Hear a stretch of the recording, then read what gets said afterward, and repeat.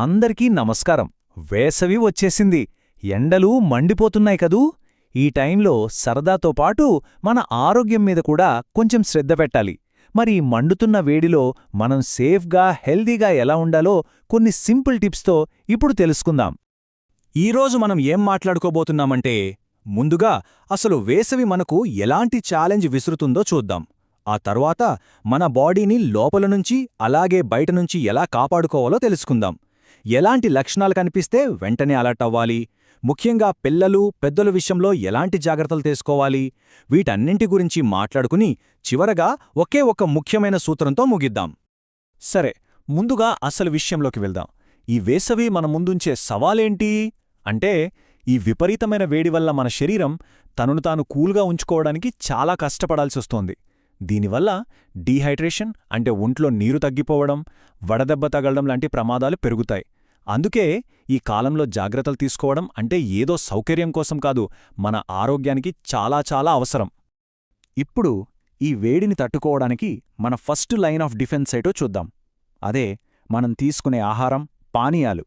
మన శరీరాన్ని లోపలి నుంచే చల్లగా ఎనర్జెటిక్గా ఉంచుకోవడానికి ఏం చేయాలో చూసేద్దాం. ఈ నంబర్ బాగా గుర్తుపెట్టుకోండి. రోజుకు కనీసం 3-4 లీటర్లు. ఇక్కడ అసలు సీక్రెట్ ఏంటంటే, దాహం వేసే వరకు వెయిట్ చేయకూడదు. ఎందుకంటే మనకు దాహం వేస్తోంది అనిపించేసరికే బాడీలో డీహైడ్రేషన్ ప్రాసెస్ మొదలైపోయుంటుంది. కాబట్టి రోజంతా కొంచెం కొంచెంగా నీళ్లు తాగుతూ ఉండటమే సమ్మర్లో హెల్దీగా ఉండటానికి మొదటి మెట్టు. రోజంతా ఉత్త నీళ్లే తాగాలంటే బోర్ కొట్టొచ్చు కదా.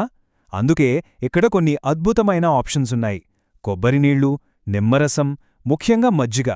ఇవి కేవలం దాహం తీర్చడమే కాదు, చెమట ద్వారా మనం కోల్పోయే ముఖ్యమైన మినరల్స్ను అంటే ఎలక్ట్రోలైట్స్ను తిరిగి అందిస్తాయి.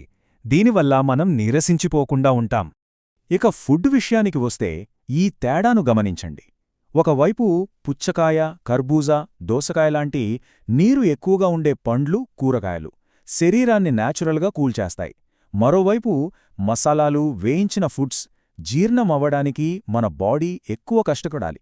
ఆ ప్రాసెస్లో ఇంకా ఎక్కువ వేడి పుడుతుంది. అందుకే సమ్మర్లో లైట్ ఫుడ్ తీసుకోవడమే బెస్ట్. సరే, లోపల సంగతి చూశాం కదా. మరి బయటి వాతావరణం నుంచి, ముఖ్యంగా సూర్యుడి ప్రతాపం నుంచి మనల్ని మనం ఎలా కాపాడుకోవాలి? ఇప్పుడు దాని గురించి మాట్లాడుకుందాం. ఈ టైమింగ్స్ చాలా చాలా ముఖ్యం. జాగ్రత్తగా గమనించండి. ఉదయం 11 గంటల నుంచి సాయంత్రం 4 గంటల వరకు సూర్యకిరణాలు చాలా తీవ్రంగా ఉంటాయి. అందుకే ఈ సమయంలో, ముఖ్యంగా మధ్యాహ్నం పూట వడదెబ్బ తగిలే రిస్క్ చాలా ఎక్కువ.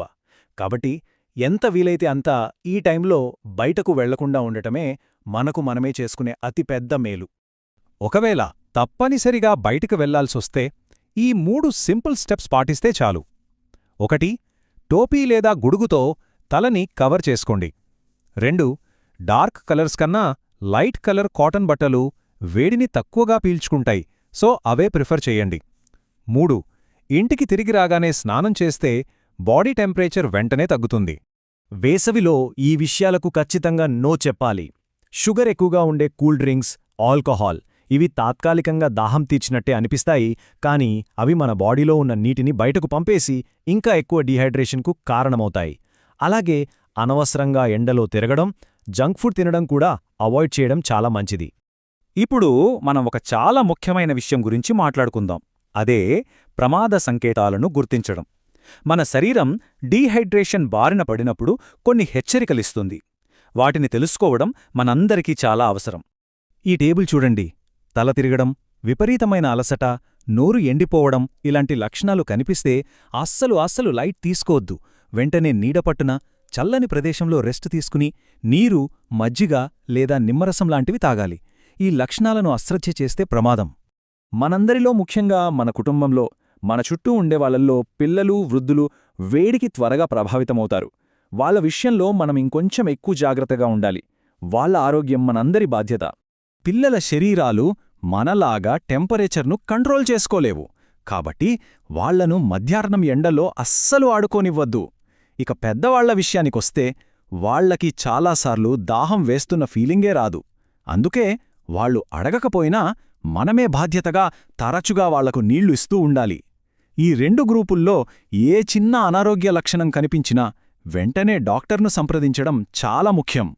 సరే, ఇప్పటిదాకా చాలా విషయాలు మాట్లాడుకున్నాం కదా. వీటన్నిటి సారాంశం ఒక్కటే, ఒకే ఒక్క ముఖ్యమైన సూత్రం. అదే ఈ వేసవికి మన గోల్డెన్ రూల్. ఇదేనండి అసలు సీక్రెట్. మనం ఇప్పటిదాకా చెప్పుకున్న ప్రతి చిట్కా వెనుక ఉన్న ఒకే ఒక లక్ష్యం ఇదే. వేసవిలో శరీరాన్ని చల్లగా, హైడ్రేటెడ్గా ఉంచడం చాలా ముఖ్యం.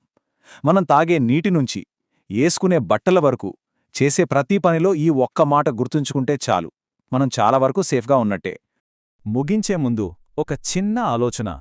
ఈ వేసవిలో ఆరోగ్యంగా ఉండటానికి ఈరోజు మనం మాట్లాడుకున్న వాటినుంచి ఒక్క కొత్త అలవాటును మన లైఫ్లో చేర్చుకోవాలంటే అది ఏమయుంటుంది? బహుశా అది రోజూ ఒక గ్లాసు మజ్జిగ తాగడమా? లేదా మధ్యాహ్నం బయటకు వెళ్లకుండా ఉండటమా? ఆలోచించండి. ఒక మంచి అలవాటును మొదలుపెట్టండి. ఈ వేసవిని ఆరోగ్యంగా, ఆనందంగా ఎంజాయ్ చేయండి.